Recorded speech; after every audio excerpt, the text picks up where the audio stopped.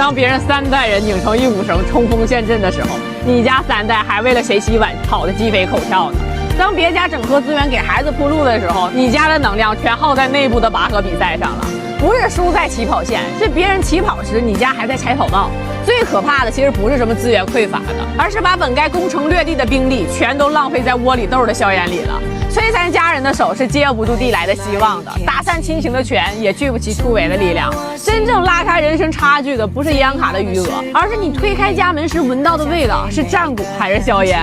当别人3代人拧成一股绳冲锋陷阵的时候，